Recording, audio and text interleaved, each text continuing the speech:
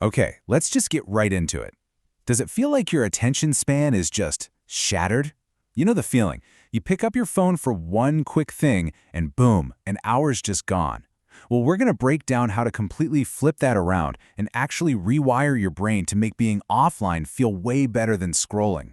It really does feel like it's shattered, right? You try to sit down and read a book or just think, and your brain is screaming at you. It feels too slow, too boring. It's already itching for that next hit of stimulation. And then there's the time warp. You open your phone for what you think is just a quick check, and then you look up and an entire hour has completely vanished. It feels like your time, your focus, your life really is just leaking away right through that screen. But what if you could actually rewire your brain to crave being offline? Seriously, not by using more willpower, because let's be honest, that almost always fails, but by actually understanding the hidden psychology of how your mind works. And that's exactly what we're going to do right now. We're breaking down a 5-step system designed to reverse that programming. It's all about reclaiming your focus, your time, and yeah, your peace of mind. We're going to walk through how your brain got rewired, what I call the leaky brain problem, how to regulate instead of escape, how to build an offline life you actually enjoy, and finally, how to deal with that massive fear of missing out. So, step 1. This is so important. We have to understand what's really going on inside your head. This is not a personal failure. It's not a lack of discipline. It is a trained response. Your brain has literally been rewired. And the science behind this is a concept called neuroplasticity. All this means is that your brain has the amazing ability to reshape itself based on what you do over and over again. So every single scroll, every notification, that isn't just a tiny, meaningless action. It's actively carving new pathways in your brain, making that habit stronger and stronger. And this is what happens. Think about it like this. All that scrolling has built these super fast 6-lane neural highways for quick dopamine hits. It feels easy, automatic, totally effortless. But meanwhile, those slower things like reading a book or deep thinking, those are now like overgrown forest paths. They feel hard, boring, and effortful because those neural pathways have just been left to wither. And hey, this is not a new problem. This quote is from way back in 2010. That was before TikTok was even a thing.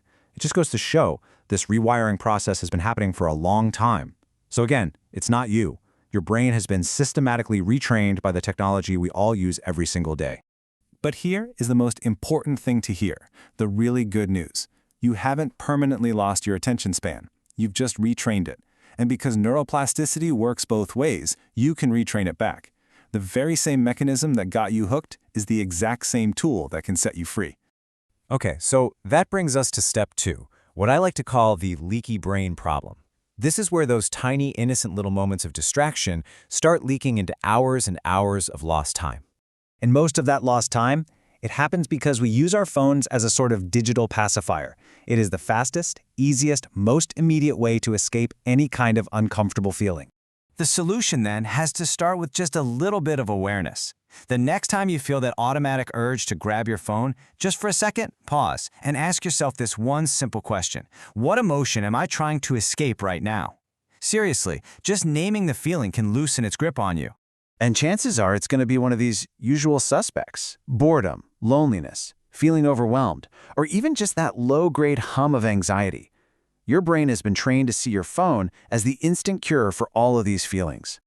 So, if the problem is that we're escaping discomfort, then the solution is learning how to actually handle it.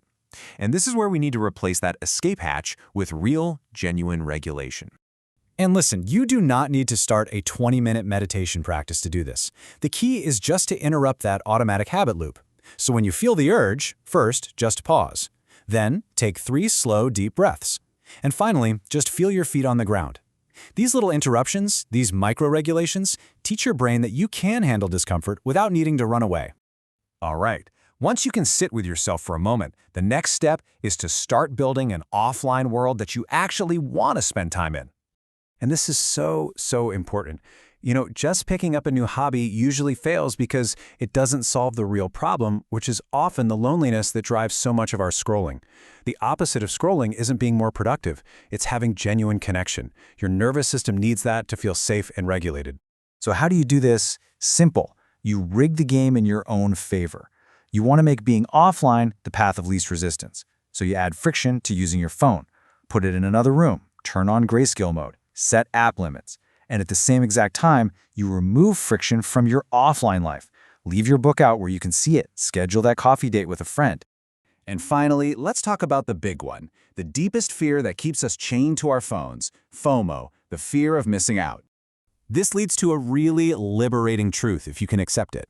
You are going to miss things. It's impossible not to. Life always involves missing out on something. The second you can find peace with that fact is the second your phone starts to lose its power over you. See, this reframes the entire problem. It stops being about avoiding missing out and it becomes about choosing what you're willing to miss. So, what do you want to miss? The endless, noisy stroll of digital information?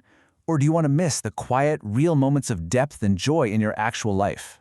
So as we wrap up, I just want you to remember this. This is not about forcing yourself to do something hard with more discipline.